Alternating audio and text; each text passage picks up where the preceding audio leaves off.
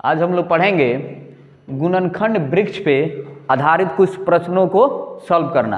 आप लोगों को मैं पहले बता चुका हूं कि गुणनखंड वृक्ष कैसे निकालते हैं। एक तो गुणनखंड वृक्ष के माध्यम से उसका गुणनखंड निकाला जाता है और एक एलसीएम मेथड के द्वारा उसका क्या किया जाता है, गुणनखंड निकाला जाता है। तो उसी पे आधारित कुछ प्रश्न हैं। यहाँ पे देखिएगा लोग, यहाँ 60 के लिए दो भिन्न भिन्न गुणनखंड वृक्ष दिए हैं। इनमें अज्ञात संख्या को लिखिए।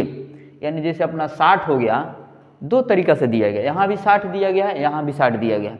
और क्या करना है, गुणनखंड वृक्ष के माध्यम से जो अज्ञात जगह है यानी खाली जगह है, वैकेंट जगह है, उसमें क्या सही शब्द आएगा, क्या सही अंक आएगा जो इसका गुणनखंड होगा, इसको पूरा करेगा। तो यहाँ देखिए, इस 60 है। अब यहाँ ध्यान देने की बात है, जैसे अपना 60 है तो इसको हम लोग ऐसे पता चल जाए तो काफ़ी इजी है। और नहीं पता चले तो इसको कैसे करेंगे, यहाँ पे करेंगे क्या,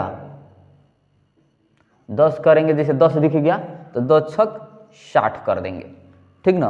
अब 60 को कैसे, 6 को कैसे करेंगे, 2 तिहाई, ये पता चल गया। अब यहाँ देख लीजिए, ये 10 दिखा। अब 10 को हम लोग कैसे करेंगे, यहाँ पे 5 दिख रहा है तो 5 से कर देंगे 5 दूना 10, यानी जो खाली है, जैसे 5 है और यहाँ पे क्या दिख रहा है, 2, तो 2 यहाँ भरेंगे। या 10 को कितने भागों में बांटेंगे, 5 है तो 5 दूना 10, ठीक है। फिर यहाँ देखिए, अब इस 60 को बांटे हैं लो 2 भागों में, 10 छक 60, यानी 10 को 2 भागों में बांट दिए, 5 दूना 10 जगह भर गया। अब 6 को हम लोग बांट रहे हैं कितना में, यहाँ पे 2 दिया यानी 3 भाग में, 6 3 दूना 6, यानी क्या आएगा यहाँ पे 3।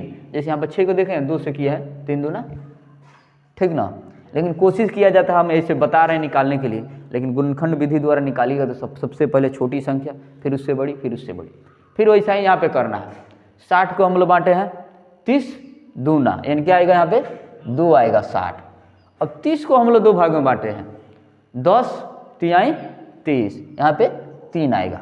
अब 10 को हम लोग 2 भाग में बांटेंगे क्या, 5 दूना या 2 25, जैसे आपको बांटना है साहब बांट लीजिए। इधर ध्यान देना है, मल्टीप्लाई में क्या होता है, 5 गुना 2 कीजिए 10 आता है, या 2 गुना 5 कीजिए क्या आता है, 10 आता है। फिर यहाँ देखिए, 5 + 2 बराबर 7 आता है, 2 + 5 बराबर 7 होता है। इसमें चलेगा आगे पीछे, लेकिन अदर में नहीं चलेगा। फिर इधर देखना है भाई, एक भाज्य संख्या के अभाज्य गुणनखंड में किस गुणनखंड को सम्मिलित नहीं किया जाता है। मतलब कोई एक ऐसा संख्या होगा जिसको क्या किया जाता है, सम्मिलित नहीं किया। इसको छाप रहा है, रुक जाओ, उसको क्वेश्चन सॉल्व कर लिया फिर छापना। ये क्वेश्चन देखना, एक भाज्य संख्या के अभाज्य गुणनखंड में किस गुणनखंड को सम्मिलित नहीं किया जाता है, वो संख्या कौन है। यहाँ देखना, भाज्य यानी संख्या कौन है जिसमें सम्मिलित नहीं किया जाता। इसका आंसर होगा संख्या एक भाज्य संख्या में संख्या एक अभाज्य संख्या में सम्मिलित नहीं किया जाता है, सम्मिलित नहीं किया जाता है। कब नहीं किया जाता है, जब उसका क्या करते हैं, अभाज्य गुणनखंड निकालते हैं तो अभाज्य गुणनखंडन करते हैं तब। देखिए कैसे, जैसे इधर देखना, हम लोग 10 ले लिए, 10 का गुणनखंड निकालेंगे, ध्यान देना, 1 गुना 10 होगा, ठीक है। अब इसी 10 को हम लोग ले रहे हैं, यहाँ ध्यान देना, 1 गुना 10, इसी 10 को क्या ले रहे हैं, 5 गुना 10 या 2 गुना 5, ठीक है। तो किसको नहीं लिया जाता है, इसको नहीं लिया जाएगा। क्यों इसको लिया जाएगा, क्योंकि 10 का हम लोग क्या कर रहे हैं, गुणनखंड कर रहे हैं, समझ रहे ना। कोई डाउट, इसको क्यों नहीं लिया जाएगा, कोई भी अंक ले रहे हैं उसका तो एक तो हर हालत में होता ही होता है, लेकिन 10 को बांटना है 2 भागों में, तो 1 भाग में बांटिएगा 10 भाग में, संभव है? नहीं है।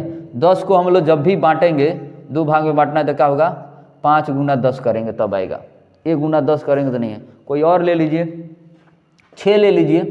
6 को हम लोग 1 गुना 6 नहीं कर सकते हैं, गलत हो जाएगा। अब 6 को हम लोग कैसे कर सकते हैं, 2 गुना 3, या 6 को कैसे कर सकते हैं, 3 गुना 2। यानी तो कौन सा संख्या है एक भाज्य संख्या के अभाज्य गुणनखंड में किस गुणनखंड को नहीं शामिल किया जाता है, 1 को नहीं शामिल किया जाता है। यानी संख्या 1 वो दी गई संख्या में शामिल नहीं किया जाता है, जैसे आपको लगे उस लैंग्वेज में लिख लेना है। यानी 1 को शामिल नहीं किया जा सकता है। ये ऑब्जेक्टिव बन जाए, खाली स्थान भरने के लिए आ जाए, या क्या बोलते हैं सही और गलत चिन्ह लगाने के लिए आ जाए, तो इसको ध्यान रखना है, 1 को नहीं शामिल किया जाता है। फिर हम लोग आगे क्वेश्चन करेंगे। अब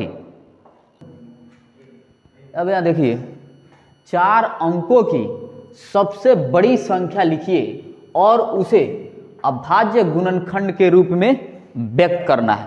यानी क्या करना है, 4 अंकों की सबसे बड़ी संख्या। तो देखिएगा यहाँ हम लोग का कितना से बना है, 0 1 2 3 4 5 6 7 8 और 9 के बाद भी कोई आता है, इधर ध्यान दो बाबू उत्सव, 9 के बाद भी कोई अंक आता है क्या, नहीं आता है, नहीं आता है, क्योंकि इसके आगे इन्हीं की मदद से हम लोग जितना चाहे अंक लिख सकते हैं, ठीक ना। अब यहाँ क्वेश्चन क्या पूछा है, 4 अंकों की, यानी क्या, 4 अंकों की सबसे बड़ी क्या लिखना है, संख्या। यानी इसमें सबसे बड़ी संख्या क्या हो जाएगी अपनी, 9 है। यानी 4 अंकों की सबसे बड़ी संख्या क्या है, लेंगे हम लोग, क्या सबसे बड़ी संख्या होता है अपना, 1 अंक की बड़ी संख्या 9 होता है, तो 4 अंकों की बड़ी संख्या क्या लेंगे, बहुत पहले ही आपको बताए हैं, जितना अंक पूछे ना उतना बार 9 ले लेना है। यानी 4 अंकों की सबसे बड़ी संख्या क्या हो जाएगी, 1 2 3 4 गो 9। अब देखिए भाई 4 गो 9 हो जाएगी, और क्या करना है, इसका अभाज्य गुणनखंड निकालना है। इसका क्या करना है, हम लोग यहाँ पे दिया है अभाज्य गुणनखंड निकालना। क्या करना है, अभाज्य गुणनखंड निकालना है। कहीं दिक्कत नहीं हो रहा है। अब यहाँ देखिए, अभाज्य गुणनखंड निकालने के लिए क्या किया जाता है, हम लोग इसे करते हैं ना, भाग देते हैं। जैसे यहाँ पे आ गया अपना 1 2 3 4, तो यहाँ पे क्या है, 9 है, तो 9 किससे कटेगा आप लोग को पता ही होगा, विभाज्यता का नियम पढ़े हैं लोग। 9 से जो क्या होता है अंकों को जोड़ के, तो साहब चलिए इसको जोड़ते हैं। यहाँ पे देखिए फिलहाल 1 2 3 4, ये क्या हो जाएगा, 9 9 18 और 9 9 18 कितना हो जाएगा, 36। अब 36 को हम लोग क्या करेंगे भाई, भाग उग देंगे तो कटेगा कि नहीं, कट जाएगा, ठीक ना। तो किसे कटेगा, हम लोग किसे कटाएंगे, 3 से कटाएंगे। 3 तिरका 9, 3 तिरका 9, 3 तिरका 9, 3 तिरका 9, कहीं दिक्कत यहाँ तक। फिर हम लोग किसे कटाएंगे, 3 से कटाएंगे। 3 एकम 3, 3 एकम 3, 3 एकम 3, 3 एकम 3। अब यहाँ तो आ गया। अभी किससे कटेगा, 11 से कटेगा। कैसे, इसको चेक करके देखिए, इधर देखिए। अब 11 से काटेंगे, यहाँ देखना, 11 एकम 11 कट गया जी। ऊपर से आया 1, छोटा है, एक 0 बैठेगा, ऊपर से आया फिर 1, 11 एकम 11, कहीं दिक्कत। तब यहाँ पे क्या आ जाएगा अपना, 11 बन जाए, यहाँ पे क्या आ जाएगा 101, कहीं दिक्कत है यहाँ तक। अब इसको कैसे काट देंगे, फाइनली इसको क्या काटते हैं, इतना करते हैं, उसके बाद क्या आ जाता है अपना 1 आ जाता है। जैसे यहाँ लेंगे 101 इंजा तो 1 आ जाएगा, ठीक ना। तो आप इतना ही छोड़ सकते हैं, कहीं दिक्कत करण। अब फाइनली इसको क्या लिख देंगे अपना, जो यही है 3 3 11 गुना 101, यानी क्या हुआ अपना यही अभाज्य गुणनखंड निकल गया। अगर ये चीज़ें उससे भी हम लोग निकाल सकते थे क्या, गुणनखंड वृक्ष से, लेकिन क्या पड़ता, लंबा चौड़ा प्रोसेस पड़ता जो कंफ्यूजन क्रिएट कर देता। अब हम लोग फिर इसमें देखेंगे भाई, इसमें कहीं दिक्कत नहीं ना है, समझ में आया ना। अब देखिए यहाँ पे क्या पूछ रहा है, 5 अंकों की पूछ रहा है क्या, 5 अंकों की सबसे छोटी संख्या लेना है। तो आपको बताया 5 अंक बोले तो जितना अंक बोलता है उसमें जैसे 5 अंक बोला है तो उसमें एक एक लेंगे और 4 जीरो बैठा देंगे, यानी 5 अंक की क्या हो जाएगी, संख्या हो जाएगी। ठीक ना, कहीं दिक्कत। अब यहां देखिए 5 अंकों की सबसे छोटी संख्या, सबसे छोटी संख्या क्या हो जाएगी बताइए लो, 5 अंकों की सबसे छोटी संख्या, हाँ एक पे अपना 4 गो जीरो, कहीं दिक्कत, यानी यही है अपना क्या 5 अंकों की छोटी संख्या। अब इसका हम लोग क्या करेंगे, अभाज्य गुणनखंड निकालेंगे, कहीं दिक्कत।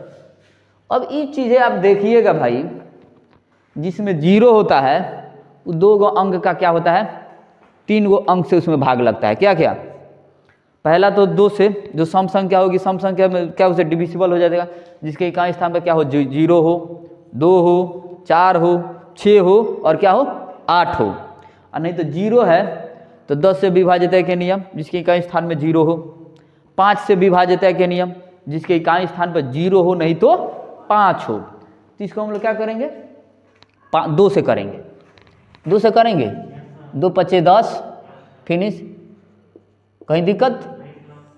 फिर हम लोग इसको क्या कर सकते हैं, 2 से कर सकते हैं, एकदम कर सकते हैं 2 से, 2 दूना 4, 1 2 पचे 10, कहीं दिक्कत। अब भी लग रहा है कि 2 से हम लोग कर सकते हैं, कर सकते हैं। देखिए इधर साहब 25 00 को 2 से कीजिए, यहाँ देखिए 2 एकम 2 5 आया, 2 दूना 4, ठीक है, ऊपर से 0 आएगा, 2 पचे 10, यहाँ पे आ गया, कहीं दिक्कत, यानी 1250 आ गया। एक बार और हो जाएगा ना। अब फिर इसी को 2 से करके देखते हैं, 2 छक 12 कट गया बाबू, ऊपर से 5 आया, 2 दूना 4 1 आया 0, 2 पचे 10, यानी कितना आ गया 625। अब ये 625 2 से नहीं जाएगा, कैसे देखिए 625 को हम लोग 5 है तो हर हालत में 5 से जाएगा, 5 से भाग करके देखिए, 5 एकम 5, 5 दूना 10, 5 25, यानी 5 से 125। फिर किससे जाएगा भाई, 5 से जाएगा, यहीं पर देखिए 5 से, 5 दूना 10, ठीक है, 5 25, कितना बार में जाएगा 25। अब फिर 25 को किसे करेंगे, 5 से, 5 पचे 25, कहीं दिक्कत, यानी यहाँ तक कहीं दिक्कत नहीं ना है। तो इसका फाइनली क्या हो जाएगा, अभाज्य गुणनखंड, यानी जितना भी अंक इधर आया है इसी को ले लेंगे, कहीं दिक्कत। इतना लेंगे तो इसके बराबर आ जाता है, ठीक ना, चेक भी कर लेंगे, 1 2 3 4, 2 कितने बार आया 4 बार, 1 2 3 4, 5 कितने बार आया है 2 2 4 बार, कहाँ पे बाबू, हाँ अच्छा सॉरी 2 हो जाएगा, कहीं दिक्कत। अब इसी में हम लोग आगे पढ़ेंगे 2 कितने बार आया है, हम लोग घातांक करनी पढ़ेंगे, सीखेंगे, उसमें इसका मान लिख देंगे कि 2 कितने बार आया है 4, 5 कितने बार आया है 4। इसको एक बार कैलकुलेट करके देखा जाए कि आ रहा है कि नहीं, उतना किया जाए, टाइम है ना। अब यहाँ देखिए 2 को हम लोग कितने बार गुना किए हैं, 4 बार, ठीक ना। तो 2 दूना 4, 4 दूना 8, 8 दूना 16, 5 को कितने बार किए हैं बाबू 4 बार,